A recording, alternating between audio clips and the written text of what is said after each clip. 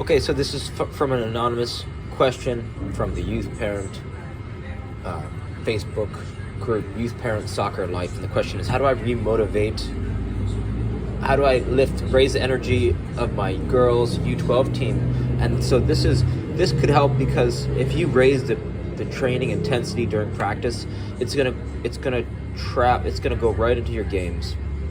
So we have warm-up, possession, finish on goal, crossing and finishing, and then 3 teams playing to big goals on a small field. And I'm just going to walk you through this very quickly. And Doug Nevins was a former coach I had. He was Gatorade Coach of the Year, one of the years that he coached youth soccer at West Orange High School. And I think he's still there. But so what Doug would do, and I was thinking about this after the fact, what he did really well was create this practice routine, because these are the essential things you need to do as a team to be successful. You got to keep the ball, right? It's going to advance up the field, and you're either going to finish on goal, or you're going to cross and finish on goal.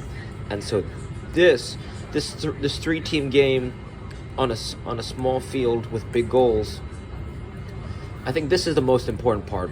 Well, you could say maybe warm-up's the most important part, but maybe warm up first, and this is a close second, because this, if you're very short on time, this is actually all these combined in one, right? So you kind of isolate each thing, and then they all come together here. So just a side note, this is also a great way that you can run a tryout, right? It really reveals players' tendencies, and each player is going to get a high volume of touches in a very tight time window compared to normal scrimmages, right? You're going to get more bouts of play. There's more attacking and defending. There's more shots on goal. It's more touches, and so what it does is it forces faster speed of play and raises training intensity. And so, for example, I'm just going to recreate, right? So let's say you only have access to half of the field, right? So let's say this is a half of the field.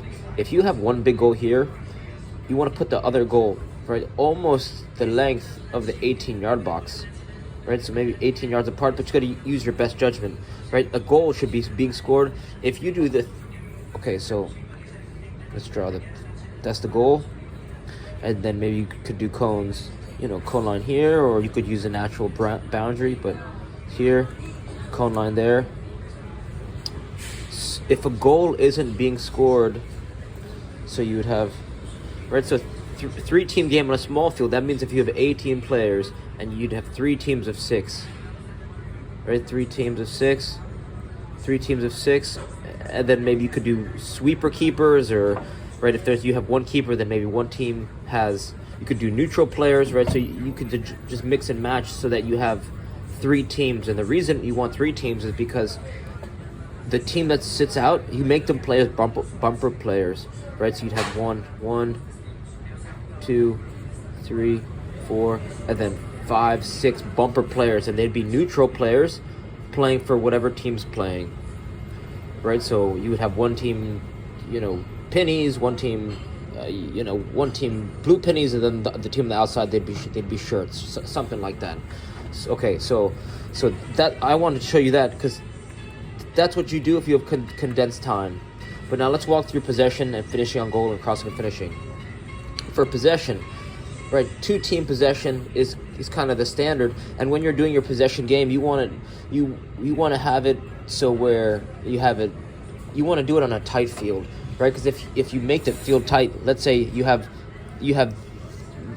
this half to practice on. If you make it so, right, let's say you got 18 players, 20 players, you could put the whole team playing against each other, half of the half, right? So 1/4 of the field. So the thing you want to be aware of is, for possession games, not if it's practice, you want to increase the speed of play. You don't want the field to be so tight that they can't even connect 2 to 3 passes, right? There's just too much clutter. I think that's right. That would be too much. But you want to make it so that they're forced to think quicker on and off the ball. Okay, so you warm up possession, and then it's finishing on goal. Finishing on goal is you have the coach stands here, and then you have a line of players lining up here, right? X, and they go high speed, and then what you want to do is have them. It's called Slotsville, Slotsville is when you drive the ball low and hard into the side netting, right? So you slot it away in this area at the goal. So then you do 5-10 minutes of Slotsville, rapid fire, right? These players go in and out, right? They're waiting in line. Then it's they take their own ball, then they just drive right to the hole, finish, right? Repetition. And then after Slotsville comes Volleysville. The player stands facing this way, and the coach is facing the goal. So what the coach does is throws the ball over the head, as the coach throws the ball over this player's head, they spin around and then one-touch volley right on goal. And this is a bit taxing on goalkeepers, this finishing drill. So if you have 2 goalkeepers, you could have them rotate. You tell them, rotate as much as you want, or just take as many breaks as you want, because, right, if each player back to back is just crushing the goalkeeper with goals, it's just a bit mentally taxing. So you want to be aware of that. For crossing and finishing, you have 4 lines, 2 crossing lines, and then these are the finishing lines. So this player makes a slightly curved run towards the baseline, crosses the ball, and then these two players, they make a zigzag run, right? X, this one goes far, X, finish on goal. One-touch finish on goal. And then, right, all these lines rotate, then this player goes, right? They dribble at speed, slightly diagonal run, lay the ball hard and low on the ground, or just put the ball to the players running onto it. Boom, crossing and finishing, right? So it's 15, maybe 10-minute warm-up, 15-minute possession, 15 finish on goal, 15 crossing and finishing, and then you go right into that 3-team small game, right? Small field, you can make the cones tight, just as long. The only thing you want to be aware of for the size of the field is a goal should be scored every 1 to 3 minutes. That's how tight the field is, right? Because once someone loses possession, or someone, there's a good spell of play on the field, there should be scoring opportunities both sides, and then it's rapidly going from offense to defense. So this is this is the bread and butter. This is what everyone really looks forward to, and a lot of coaches, they use games as rewards. I think play should be kind of designed right into your training routine. Okay, so now what's going to happen is this raises practice intensity, but when you get to the game, you do during the game, I would do quick 10-minute warm-up, right? You think 30 minutes pre-game warm-up, so 10-minute warm-up, possession, then you finish with finishing on goal, really get the energy high of the team. And then I wouldn't even do crossing and finishing, just straight finishing on goal. This is quick. And then right before, let's say you have a sideline, this is something that Doug Nevins would do that would really get the team energized. Let's say you have your field, and then you have your sideline, and then you have both benches, right? So one bench there, team bench right here. What Doug would do is he would set up an agility shuttle right before the players step on the field. So one cone was here, one cone was here. That's where that's where 2 lines of players lined up. And then you'd have a shuttle, you'd have a slalom. Oh, I'm sorry, it's slalom. I think it was 3-cone slalom, and then the player would sprint to cone maybe 10 steps away.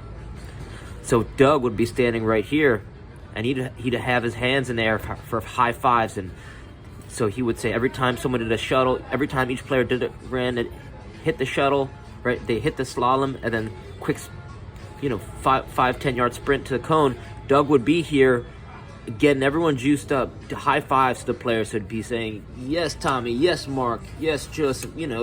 As the lines went through, and then now you have all the players on the opposing team whose eyes were watching kind of our team warm up, and they're seeing all this energy we're creating, and it was almost like they wanted to join in on the fun. That's how energetic Doug Nevins was. I don't know if I just said Tom Turnbull, but anyway, right? So and that's one way. So you do, right? So it's possession, warm up, team warm up, possession, finishing on goal,